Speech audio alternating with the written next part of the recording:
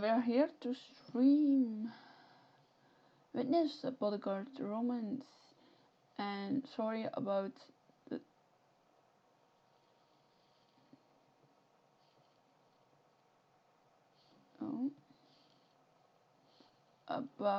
title because I got no inspiration and only 1 minute to because I was already late. So yeah.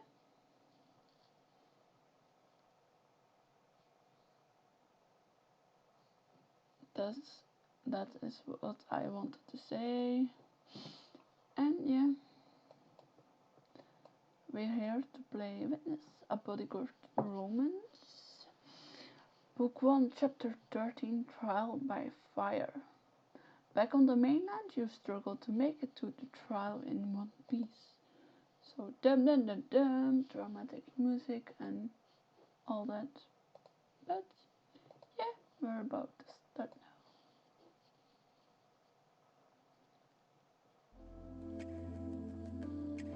I hope, yeah, I didn't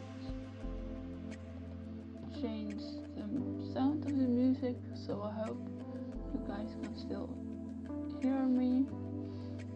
But I think that should be no problem. Or maybe I'm gonna put a little.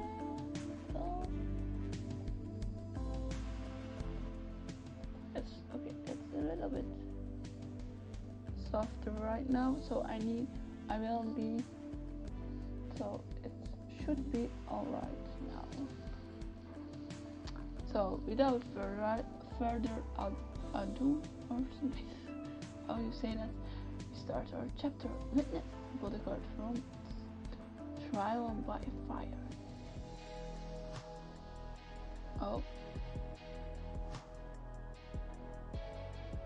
We ended with the romance scene, apparently. I completely forgot. Madison's arm encompassed you as she lifts you up and lays you down on the back seat. She threads your fingers with hers as she positions herself above you. You always taste like honey and sweet flowers. Probably the shampoo, but hey, thanks for the compliment. That must be why bees love me so much. What is that for sentence? Oh, you smell like flowers and butterflies and all the and yay. Oh, that's why bees are not positive. But in her true love, Madison buries her face in your neck, getting soft skin there. As her mouth finds the hollow of your throat, you let out a long, low moan. Ah, yeah. Her body responds to yours, trailing her arms down to grip your tights. She gathers the fabric of your clothes in her hands. Her fingers slip underneath to the tingling bare skin below, which begs to be touched. Do you trust me? Hell no. Stay in charge and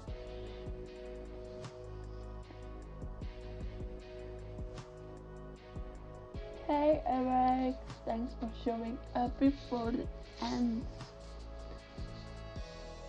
Hope you guys. Hope your stream went well today.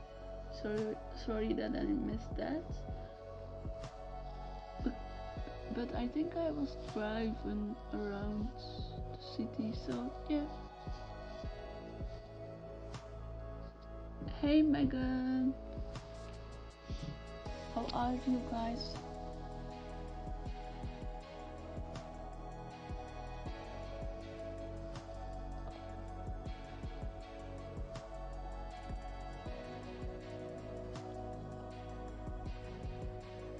One second, there is something in my eye randomly, apparently. Oh, Megan is Ghana. Oh, Okay, sorry, sorry, Kana. I'm gonna say, I gonna try to remember names, but I'm bad with that. So excuse me in advance, but I'm going to try to say Kana.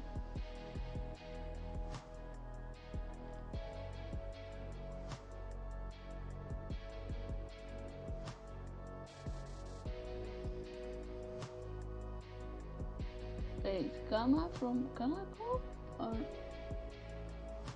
some other person?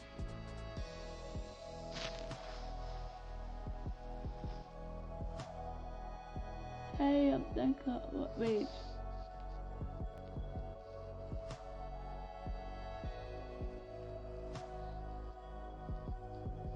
Yes, it should be illegal. Wait, it's Pavlov. Nee, Pavel? Nee, or not. I'm confused now. Oh, I'm so bad. Or am I changing? Yeah. Oh, yeah. Oh, yes. Okay. Great. I'm not too bad at names right now. But normally I'm very well. I'm always confused. And I heard the name, and then I was like 10 seconds later, who are you again? But I did remember, so that's a point for me. Don't get ahead of yourself. Medicine gives you a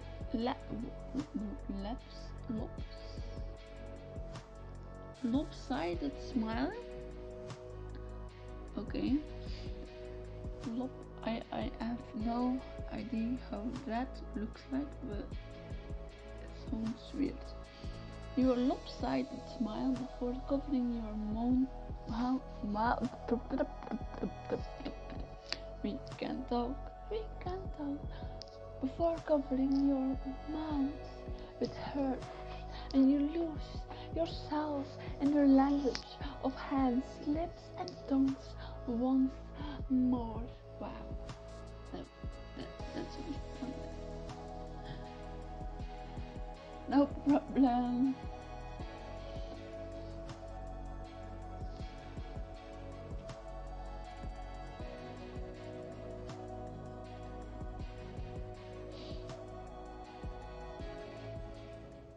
Oh, yeah. Okay. So we had sex in the car. I'm thinking about some. I had sex with your ex or something. That was a weird song. Oh, I want to hear that song again. But I think the only sentence he sings was like, I had sex with your ex. I can sing it like. It was it. Much too soon, the ferry has docked, and you and Madison are attempting to blend in with the crowd as you exit the ship. Do you see any mobsters? By now they could have called reinforcements. Nothing yet, but that doesn't mean they are not out there.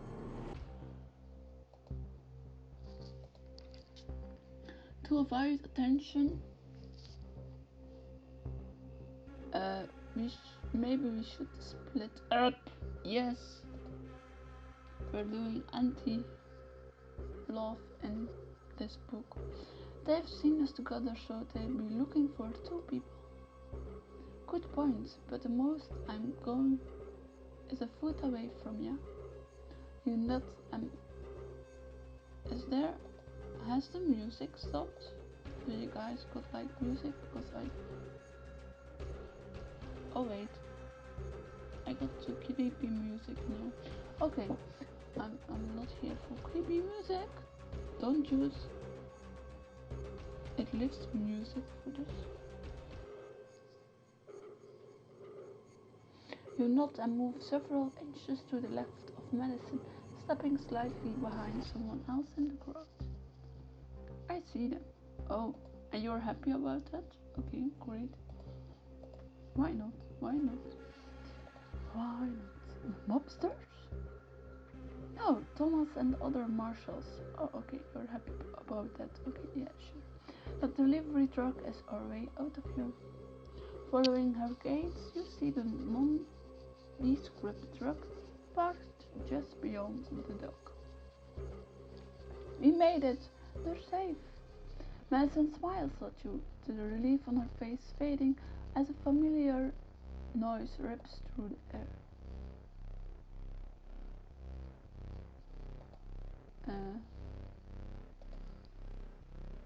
And we're hearing. Tell me. Wait. A gunshot? Okay, I can't anticipate on something I don't hear, probably.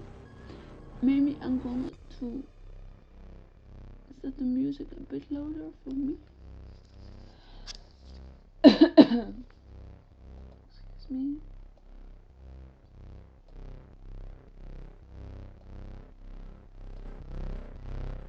Oh, no, I can hear it. No. Dramatic, no. And suddenly you're being thrown to the ground, your ears buzzing from the sound of the gunshot. Oh. Lying on the wooden dock with Madison's limbs tangled with yours, you reach down and feel sticky, wet blood coating your abdomen. Ah!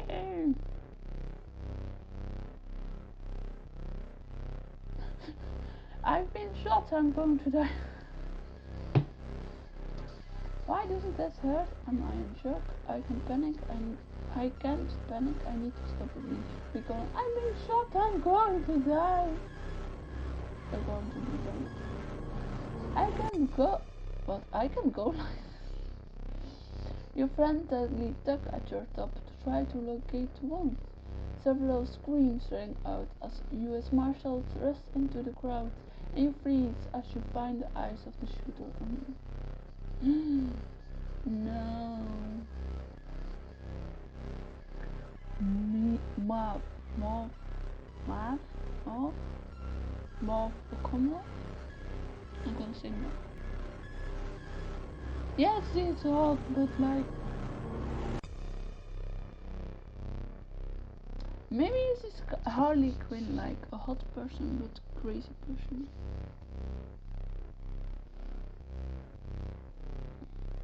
Yes, she is. Harley Quinn. I'm gonna... No. Moab is sprinting towards you when Thomas tackles her to the ground, and you let out a breath of relief, which is easy and not at all painful to take, making you realize you weren't the one who was shot. The blood isn't yours. Madison! Her body is still face down beside you. It takes all your might to roll her over onto her back. Oh no, she's dying. Yeah, she has a few red flags. But like we ignore red flags.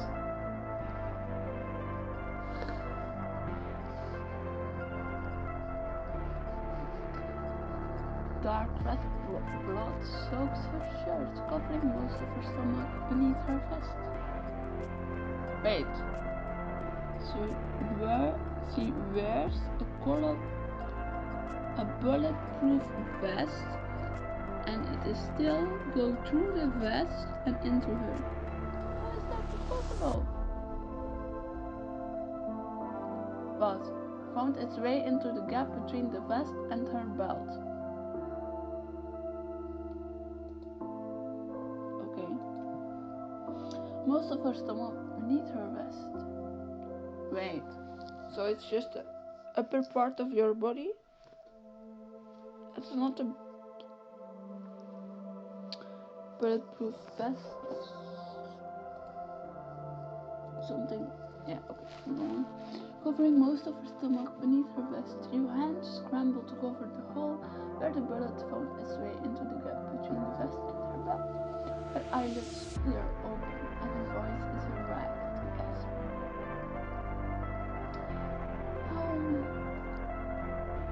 Oh my god.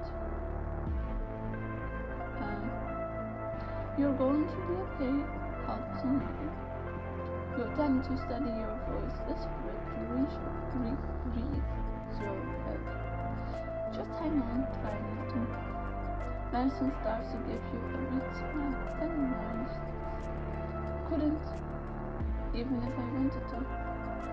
Tears stream down your cheeks as you gather medicine into your arm. I have to say this, she said. Promise me you'll survive this. No, love, whatever happens. I'm so goddamn lucky to have met you. But no, you're staying alive, so shut up. As her eyelids start to flutter closed, you give her a gentle shake.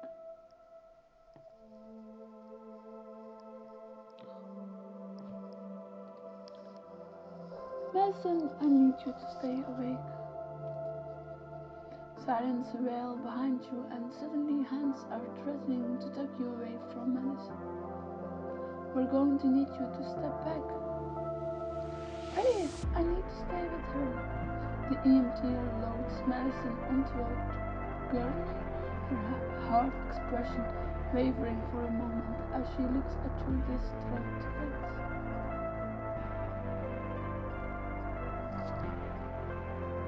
No. Watch her take Madison away.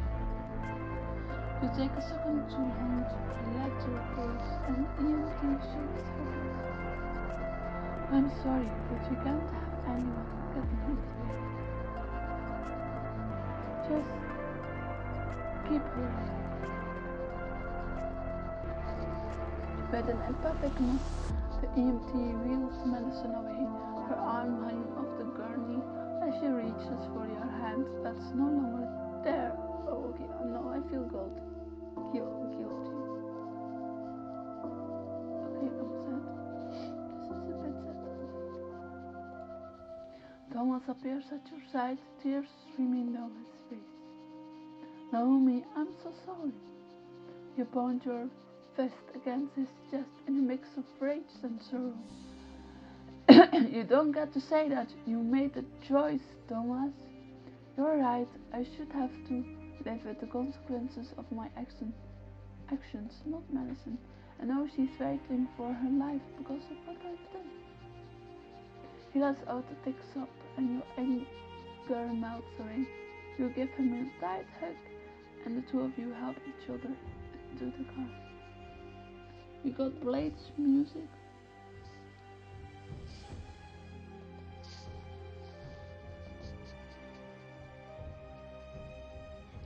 Madison has always been able to handle herself. She's never.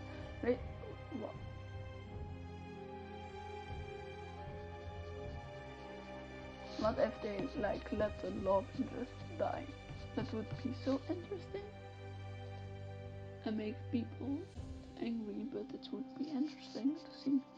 Madison has always been able to handle herself. She's never needed protection. I didn't think, but I should have known. She's tried to be a hero. If I only seen Mav O'Connor sooner. Emotion wrack his throat, and he grips the steering wheel as he drives. Thomas. That bullet was meant for me. If Madison hadn't been protecting me, she wouldn't be bleeding out in an ambulance right now. She made the choice to save you. Whatever happens, it was more important to her that you survived this. Neither of you speaks for several seconds, allowing your grief to fill the silence of the car. Okay, so one moment of silence today.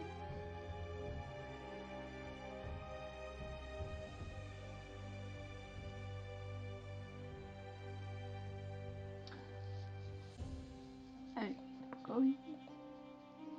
I've been her supervisor for a long time now. We've made it through some tight spots together. She's like a daughter to me. Thomas, there's something you should know about me and Mans. Naomi, whatever you're going to say, it's okay. But we've been keeping a secret. A slow grin spreads over Thomas' face. Yes, and I know nothing about it. Let's keep it that way. Wait, how do you know? I may not be as young as you kids, but I'm not blind. Madison never looks at anyone the way she looked at you. Heat creeps up your cheeks. Oh, I see. For the record, I think you two make a great couple. I mean, if you were together, that is. As Thomas winks, you lean back against the seat, a small sense of relief passing over you that at least one thing is under control. But that feeling doesn't last long when a loud beep indicates an incoming text on the phone on the center console. Would you mind reading that to me? It should be the coordinates for where we're headed. As you read the text aloud, you can't help but gasp. They want us to go straight to the guardhouse. My testimony has been moved up. Mayday. A little while later, you can see the guardhouse through the car window just before Thomas pulls into an underground garage. We usually take secret witnesses and high-profile defendants through here. Every inch of it is watched and guarded, so you're absolutely safe. I do not believe you. But okay. Thomas turned to look at you, his eyes sweeping over your blood-stained clothes. He picked up some clothes for you to wear.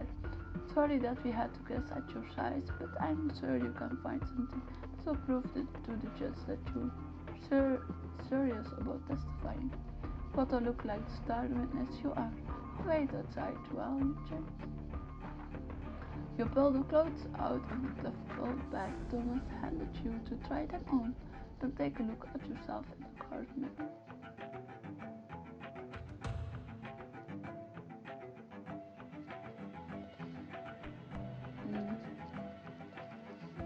It's cute, but no.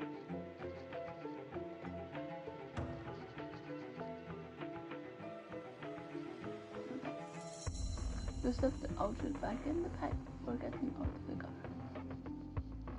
Thanks, but everything okay? Yeah, I just want my testimony to speak for itself without a flashy outfit. Fair enough. Do I have to go now?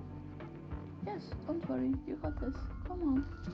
Two armed guards meet you and Thomas at the door to the guardhouse, and you are ushered inside.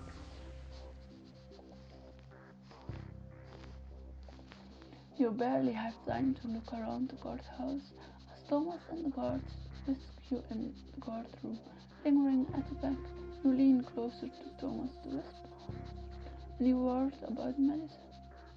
No, I'm sorry, but she'll pull through. She's tough, and Madison would want you to be tough without her here. Easier said than done. She promised me she'd be here to see this through. I'm not sure I can do this without her. Your thoughts are interrupted by a side door opening and you spot the judge in her black robe. All rise for the Honorable Judge Mason. This court is now back in session.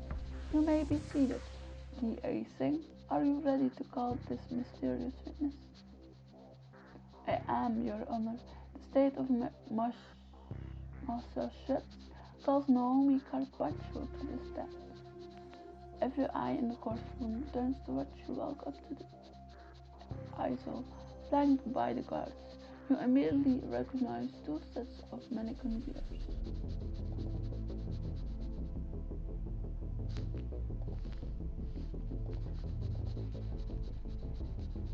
Those are the same smiles they had as they stepped that man. Oh God. Okay, so that was the short chapter.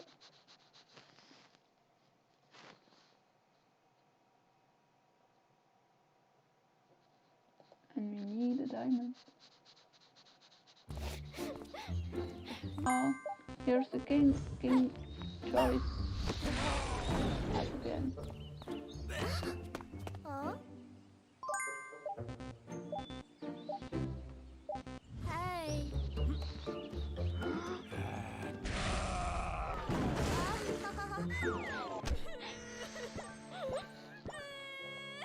Yes.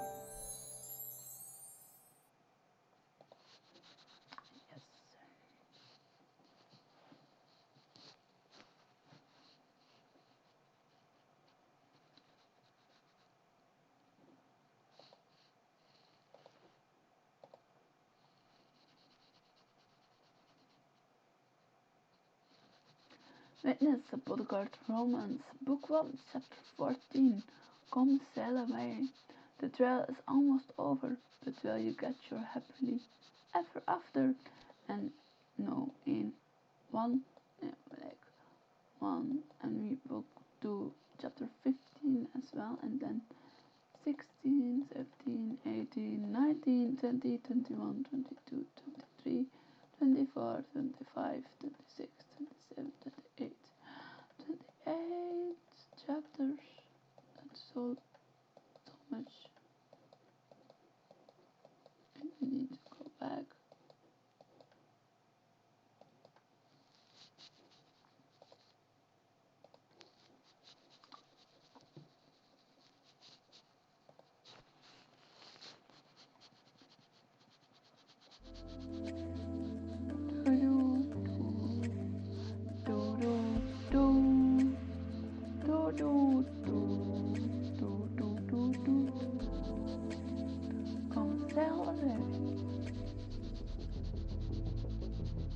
You meet the cold stares of the O'Connells on your way to the stand, everyone else in the room fading away.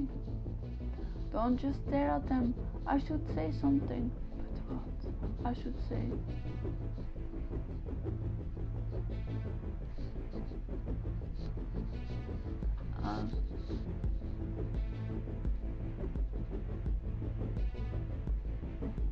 Hire better assassins next time, fools. Good help is so hard to find, am I right? I'll remember that.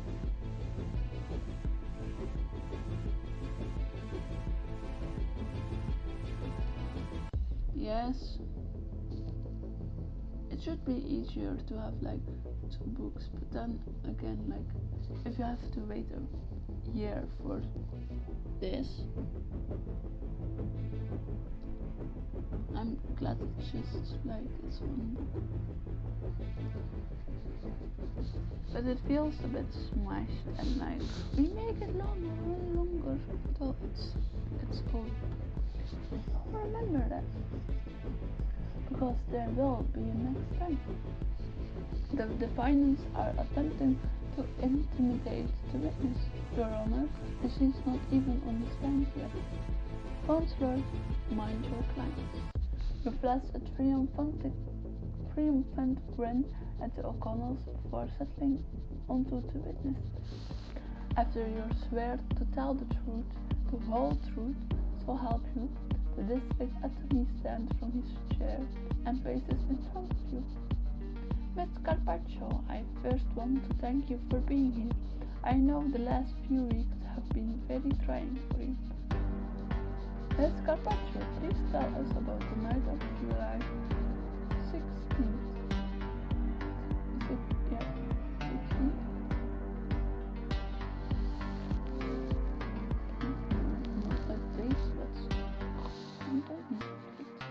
I was leaving a friend's house.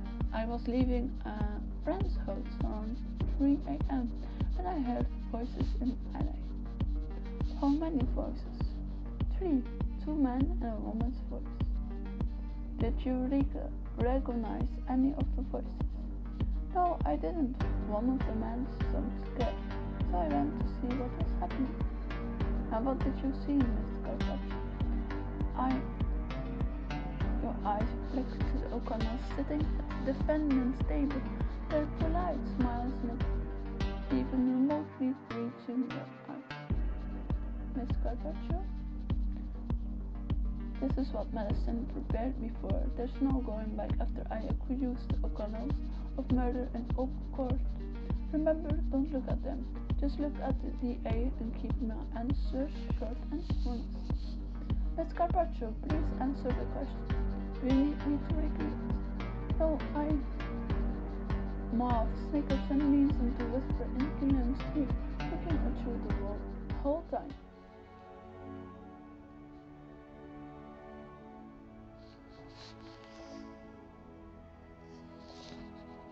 Just try to get through this. You have a hard time tearing your eyes away from the O'Connells, your hands starting to shake in your lap. I know this was traumatic, Miss Carpaccio, but I need you to answer the question. What did you see in Hillary? Ali.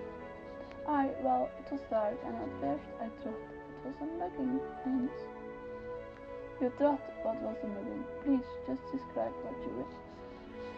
Feel a bad bead of sweat forming on your forehead and reach up to brush it away. The O'Connell smile at you from the dividing table. I saw a man and a woman and another man. They were sort of arguing, and then I saw that they had knives. They all had knives? No, just the woman at first, and then one of the men. If you saw the woman and the man again, could you identify them? Well, yes, they're right there. You gestured to the O'Connells nervously, immediately looking down at your shoe. Let the record show that the witness has identified the defendants, Marv and Killian O'Connell. And the other man, did you see what happened to him? I was on the phone with the police and trying not to get spotted. I just heard him cry out, and then there was blood on his shirt and on the ground. And then the O'Connells were coming towards me, and you went, started Mrs. O'Connell's time. Outstanding. But we got through it. That's great, Miss Carpaccio. All I needed to hear. No more questions. The witness then points me. The defense attorney gets out of her chair, looking at you like the lion looks at an antelope. It's almost over. Just hang in.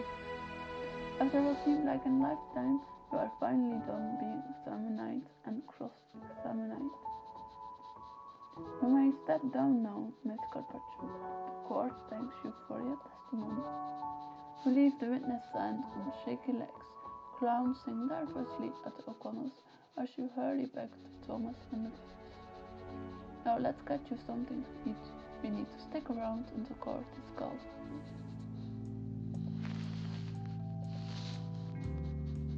You wait in the DA's office for about an hour before he returns. Thank you so much for waiting, Miss Carpaccio.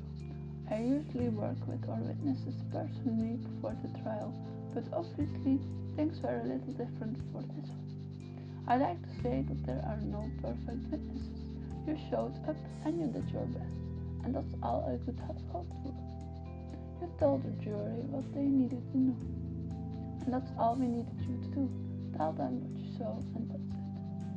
No matter what, your testimony will make my case. I just know it. Really?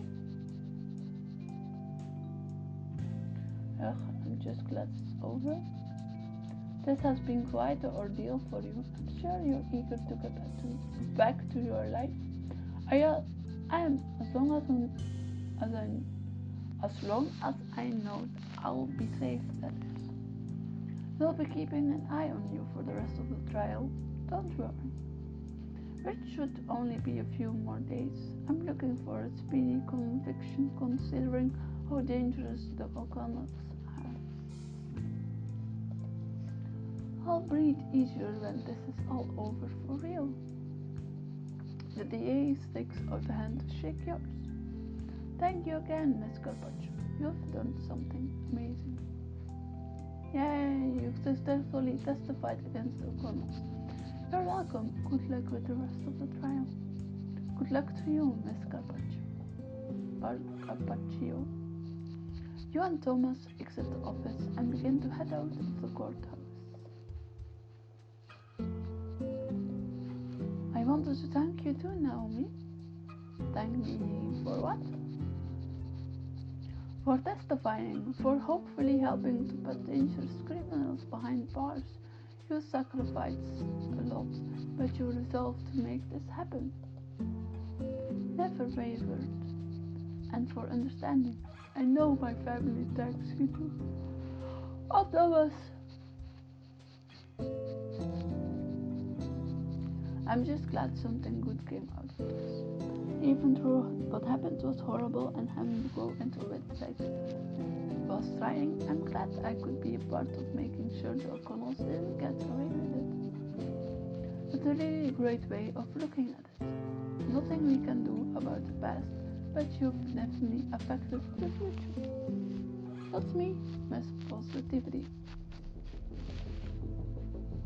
Oh no. Movement out the corner of your eye catches your attention. There, at the end of the hallway, stands a little girl.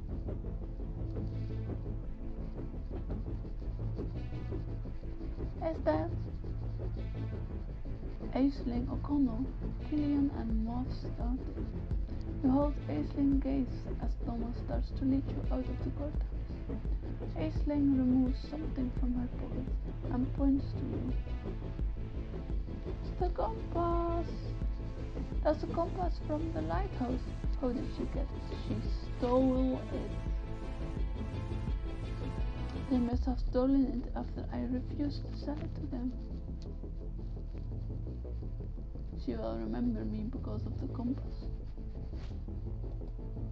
Great. You finally tear your eyes away from the young girl. The look of hate on her face permanently burned into your memory.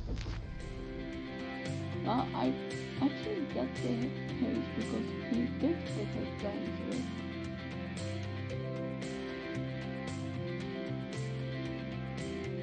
It's primary project. But like, it's not good to see this going to go afterwards.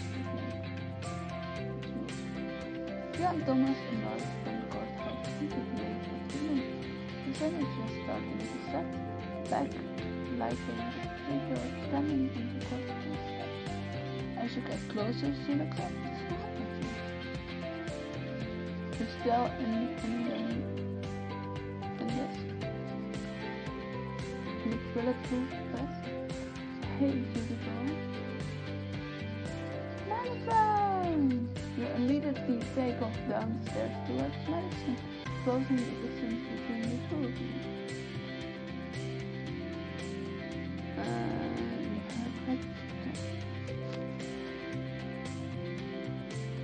You stop just short of Madison and reach out to hug her gently, being careful of her influence. You can feel a thin layer of bandages underneath her clothes. She wraps her good sides around you and kisses the top of your head. I take a bullet for you, and this is all I get. I didn't want to hurt you. Funny how I feel no pain with you in my hand. Look. You roll back to look at Madison, brushing a few strands of hair off her forehead. Now, no more talking, only kissing. Your lips practically crash against Madison, seeking out her kiss swiftly. She catches the She kisses the She kisses yes,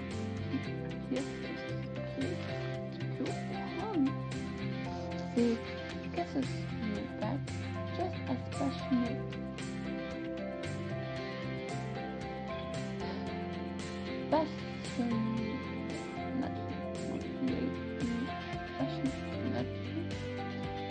She kisses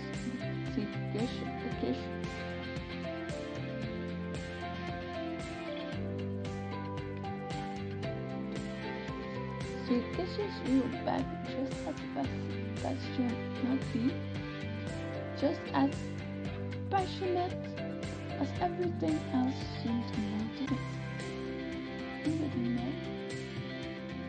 You lose yourself in her embrace as the sun sets on the courtyard. That would be a nice night. Full on screen with like have the sun in the back and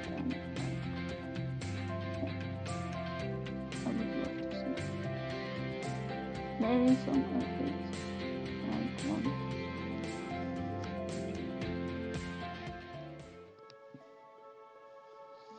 3 weeks later, we're jumping in time. After your positive you are positive, Madison's bullet wound has healed enough. You bring her to the harbor for a surprise. You lead Madison down the gangplank, hands over her eyes until you reach hand. Ta-da! The Maria! What are you doing here? Remember how you always wanted to learn to sail? You didn't. No, I didn't. You gestured to the sleek sailboat tied to the end of the dock. It's ours for the day. But you're not exactly dressed for sailing. I bet you could grab something in the marina store. What about you? Are you going to change? What? You don't like my outfit? I wore it for nostalgia's sake, since I'll be your first time back in the Nantucket Sound. Like we can't wear our blood-stained dress anymore. Wait, I want to wear an other outfit.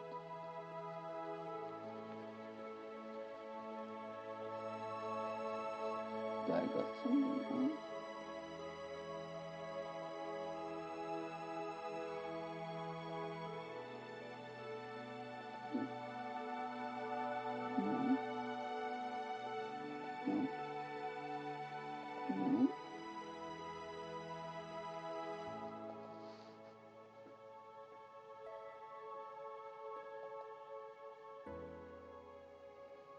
Boston Urban. Stand and deliver. And we didn't do this one. We got a black dress. Beach chick. No.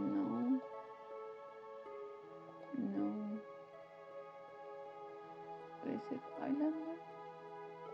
No.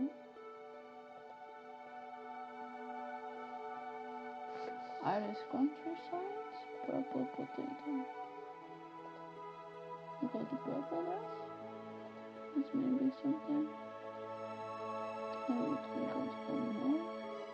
Huawei Culture. Fox City. You can wear this.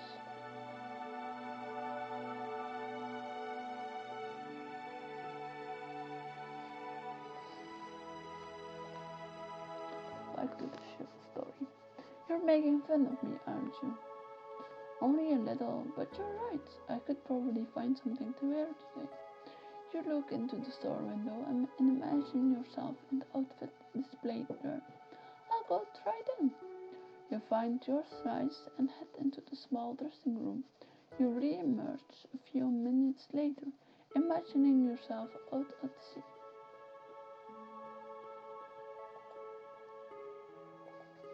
This looks fine. I don't know how practical it is for sailing. You're the expert. You look at yourself in the full-length mirror outside the dressing room. What do you think? Wanna get it?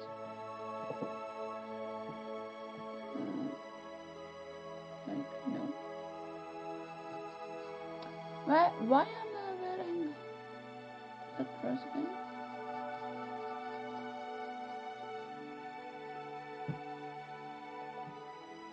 Yeah, I can't change. Okay. Personally, I think you look good in it, as well as nothing.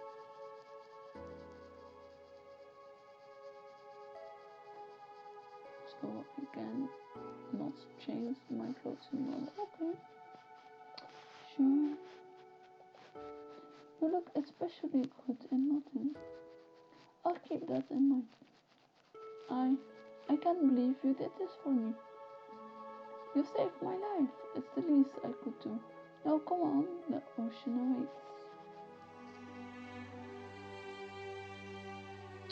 The salty ocean winds play with your hair as you leave your shore behind, while your hands cover medicines on the wheel. Doesn't seem much different than a fishing boat. That's because this is the easy part. To show me something hard. So show me something harder. Laughing as she kisses your neck, you guide Madison off to adjust the mainsail, followed by the jib, showing her each part and how to work. Is that hard enough for you? You brush your back to hers, guiding her arms and stepping back when you feel she's ready to do it on her own. I like to think I could handle anything you throw at me. Leaning back against the stern, you watch Madison's muscles flex as he grips the long rope in her hands. I like when you take over.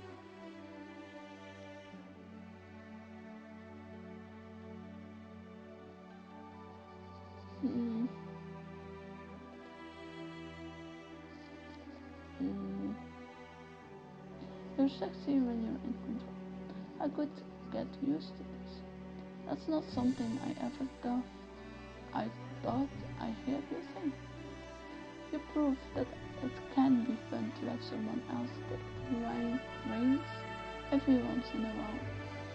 You slap at the boat as it glides across the water, sending a light mist over the Madison's eyes find yours as your sails rustle overhead, and then she's before you, brushing your hair back from your cheeks. There's something I've got to say. I can't go on like this. What do you mean? Doing this halfway won't work. I want you, every part of you. I love you, Naomi, and I'm all in. The rules and safeguards that held you back for so long to protect yourself suddenly feels sophisticating. Breathing out deeply, you imagine tearing down the walls surrounding your heart, free yourself to the possibility of something deeper. Oh, this is deep. This is deep stuff.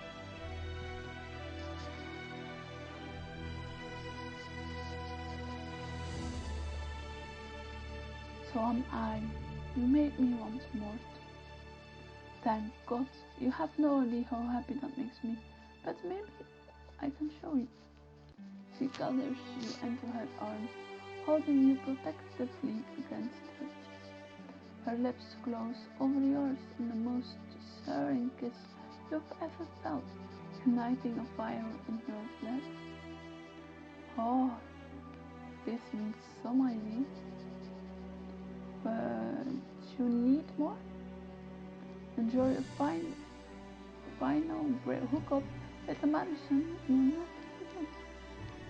Like, if, if that isn't meant to be, sounds like an end of a book, I don't. Keep things same.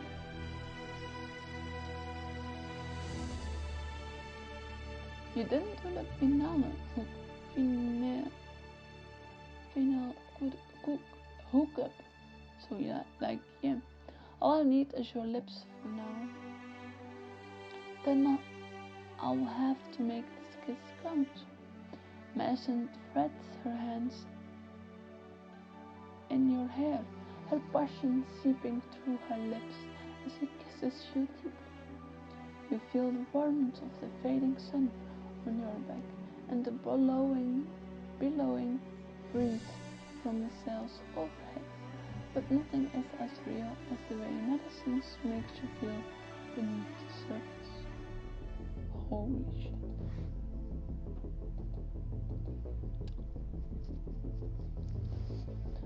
Sounds of small footsteps creak across the linoleum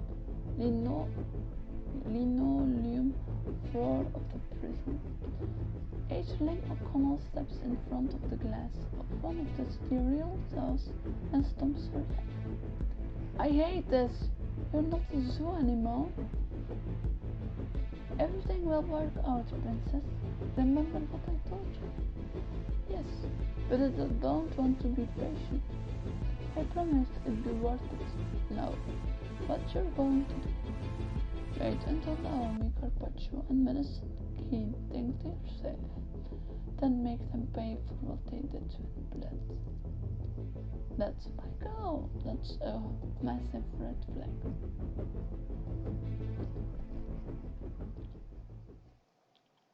Well, it's a dramatic end of the series, of the book, first book.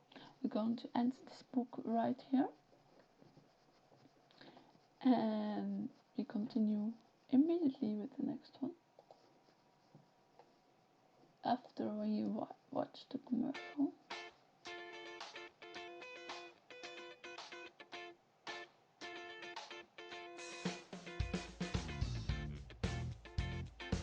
This is the most boring commercial.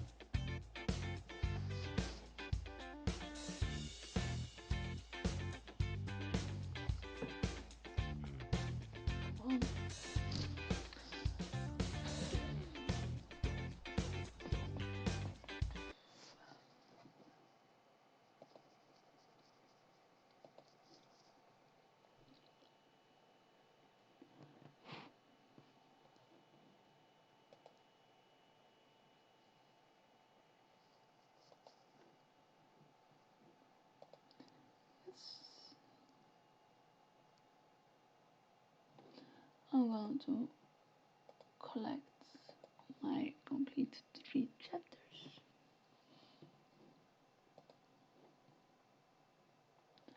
And then we continue the story with Witness a Bodyguard Romance, or last chapter of today. Book 1, Chapter 15, Far and Away. 2 years later. Wait, if she's 11 or something, and then it's like 2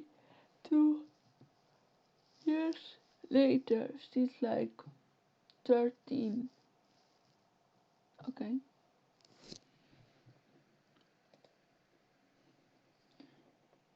That doesn't sound logic, but hey, we're going to do this. 2 years later, you arrive in Ireland for a romantic getaway, only to find yourself on the run for your life.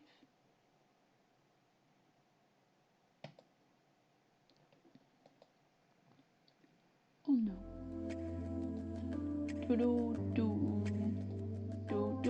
Do. Boba. Do.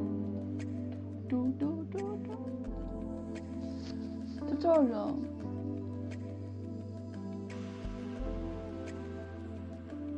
Wait. No, play on volume 2, volume 3. So it's the 3rd book. And where's the 2nd book? 2 years after the trial, the crisp autumn air in Ireland awaits you. So it's actually 2 books. 3 books. 2 books, 3 books.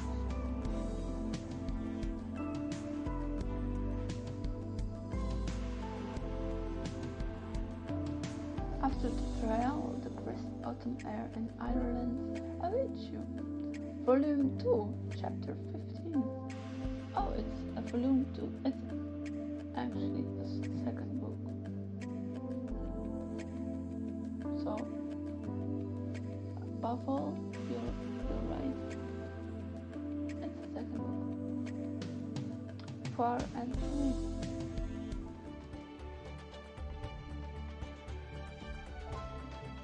Across the pond, music.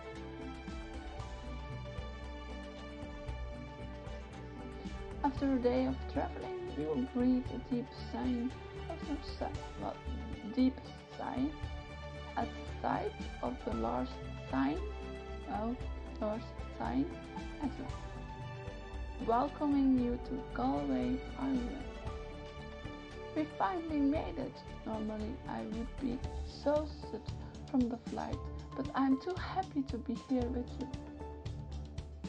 Beside you, Madison lifts her bag from your shoulder, slinging it on top of her own as you reach the top of the sign, written in Irish. Written in Irish.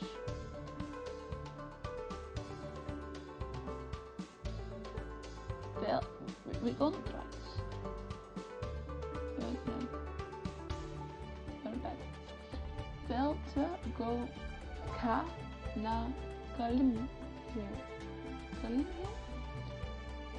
Velte go na kalimhe.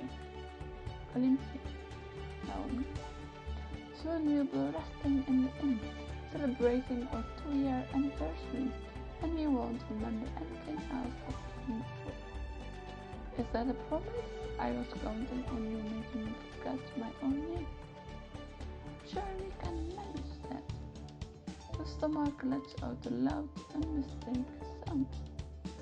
But in the meantime, let's freshen up and get you some food before we pick up the motorbike. That sounds like heaven. I've been in those clothes way too long, and they were not designed for life. You head to an area where you can change out of your old clothes and into something clean.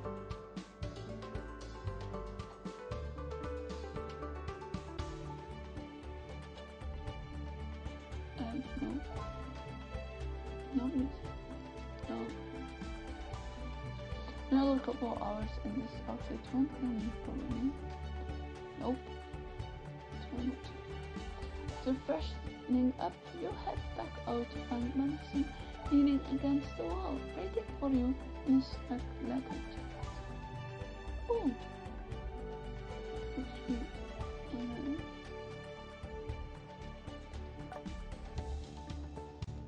I'm gonna take a little screenshot. Wow, I like you in leather. Jacqueline Madison offers you her arm and leads you out of the terminal. A few minutes later, you step out into the streets of Galway, breathing in the salty air as the ocean breeze tilts your hair.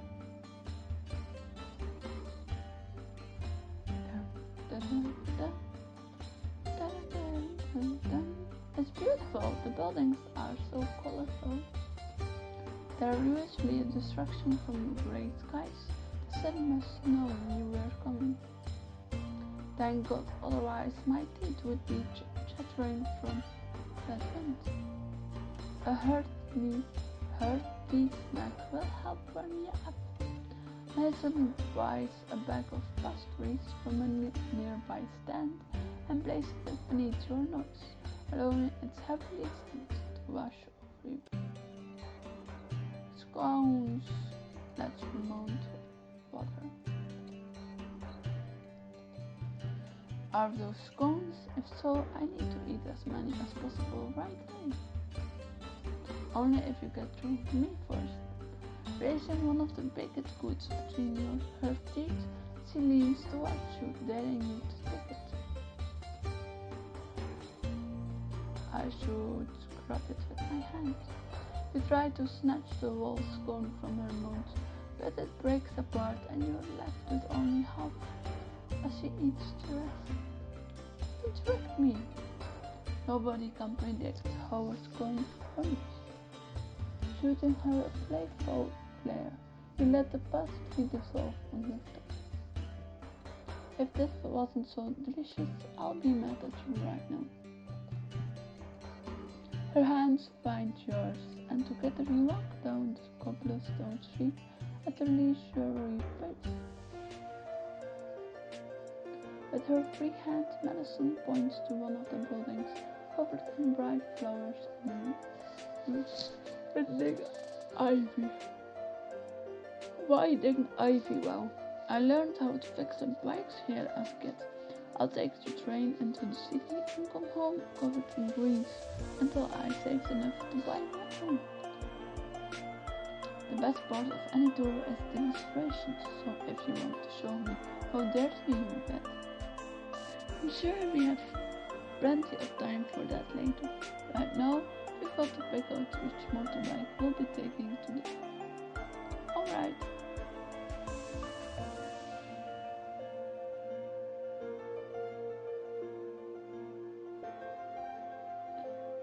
But you can't miss a single sight I want to do it all. We came all this way to get both your local and tourist experience. You give Madison a meaningful look. I refuse to miss a single thing on our itinerary. You won't, even if getting the tackiest thing the gift shops have to offer is on that list. We'll do it. That's exactly what I like to hear. The street opens up to your left, and you see a row of gleaming motorcycles parked down the alleyway. Go ahead and pick out one you like while I fill out the paper. Anything in particular I should look for? As long as you're pressed against me while we drive, I won't care about much. She heads inside, leaving you to inspect the motorcycles more closely. Only two seem to have the available markers. What the hell is that? Grunge outside. No wonder that's one of the only ones left. The larger motorcycle beside it catches your eye with its long, sleek seat for two and shiny new detailing. Touch its smooth surface. I like to see Madison on this while wearing that leather jacket of hers. Loving arms wrap around you from behind, and you feel Madison's hot breath against the sensitive skin near your neck. Did you pick something good for riding?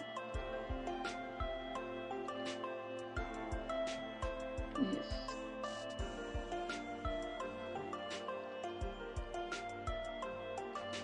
The banged up one is cheaper, so let's go with that one. As long as you don't mind me laughing at how cute you look rammed into that sidecar. One peep and you will regret it. Trying not to smile, Madison locking her mouth shut, and you settle into the tiny contraption, already wishing for more legroom. Soon you're out of the city, driving along the country roads, boarding the rocky cliffs of the coast.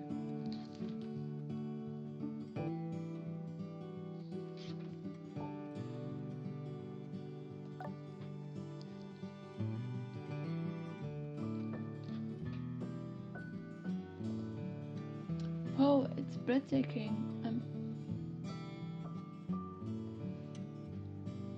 Now I know why it's called the Emerald Isle. I don't think I've ever seen so much green on my life. Moving to Boston was a bit of a shock for me after growing up here. I happen to like the color of bricks. The country is sometimes a little too unpredictable for me.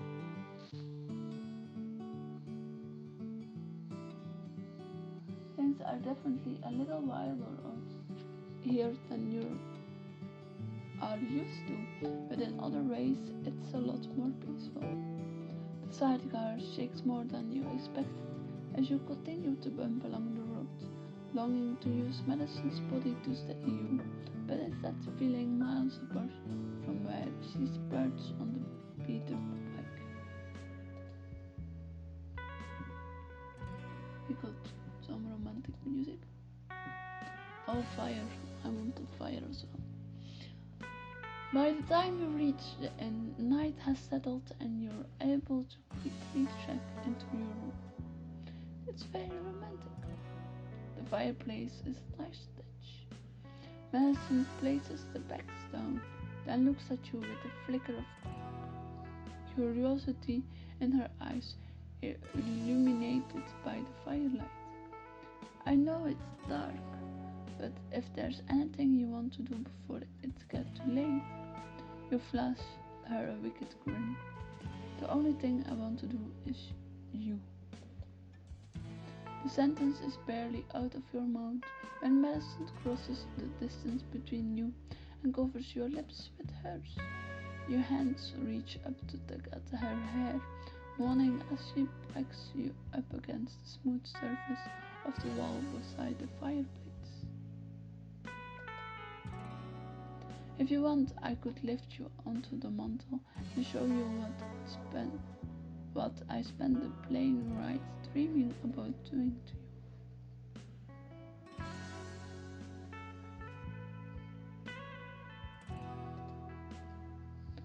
Sorry guys, but like, we stay on the ground.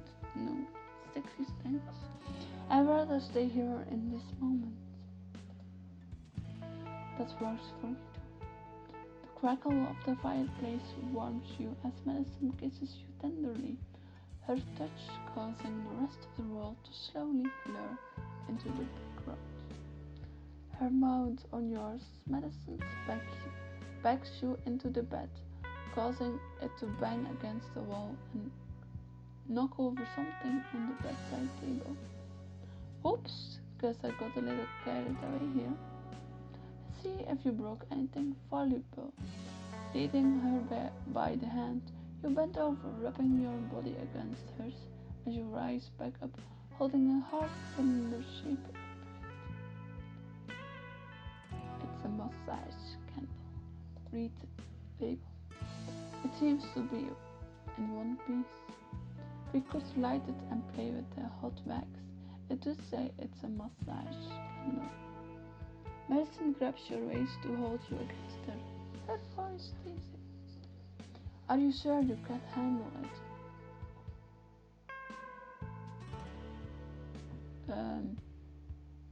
You don't play with fire?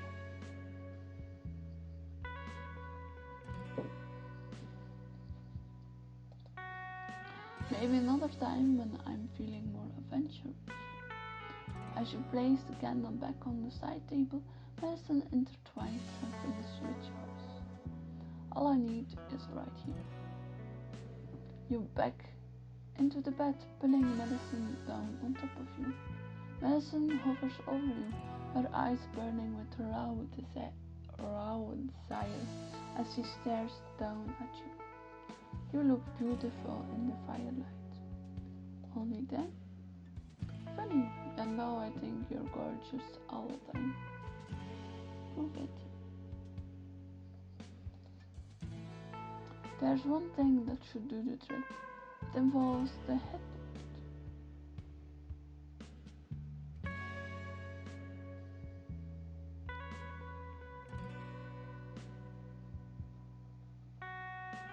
Still under the covers. I was thinking you could hold me all night. That's a good start. I'll save the worshipping at your feet for tomorrow. Laughing, you let Madison gather you in her strong arms, folding your body into hers until you're thoroughly wrapped up in her like a cover.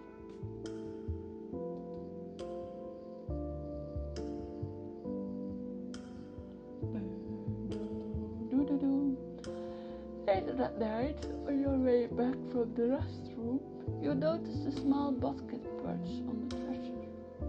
What's that? Getting closer, you see several bars of handmade soap, wrapped chocolates, and a welcome note. You must have missed this before. You're about to turn away when a glint of gold catches your eye. Turning back to the basket, you find one more item wedged beneath one of the bars of soap. The compass. Oh no!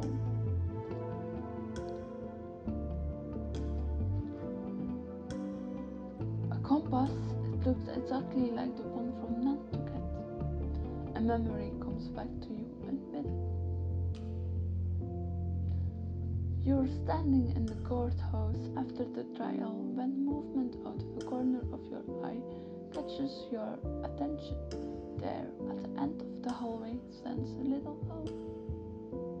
So, how old is she? She looks maybe 13. So 2 years later, it's 15, or maybe 15, and then she's 17 now. But I think more 13 or something. Is that Aisling O'Connell, Killian and Mauve's daughter? You force yourself to look away from the pure hatred on her face, but not before you notice the compass clenched in her small fist. The flashback loosens its hold on you, and you shake your head to clear it, shoving the compass back into the basket. It's coincidence, all these things look the same. As you snuggle back into bed, Preston wraps her arms around you again, but you can't stop the thoughts that keep swirling in your head as you drift off to sleep. But what if it's the same compass? It could be a message from the O'Connells. A way to say they're coming for me. Da da da da. This was dramatic. We continue on. These were the 3 chapters of today. We're gonna watch one more commercial. The Mafia commercial. Wow. Oh.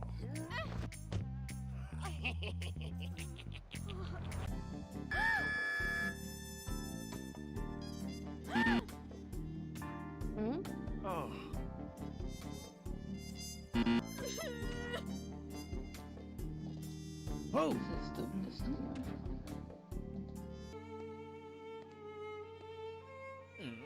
Help! Yay! I can close that up.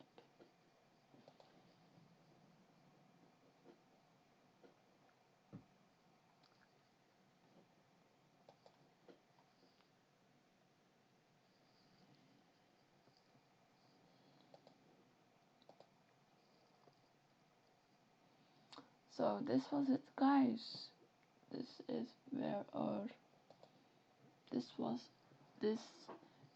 These were the 3 chapters we were meant to play today. I hope you guys liked it. Thanks for being here. Thanks.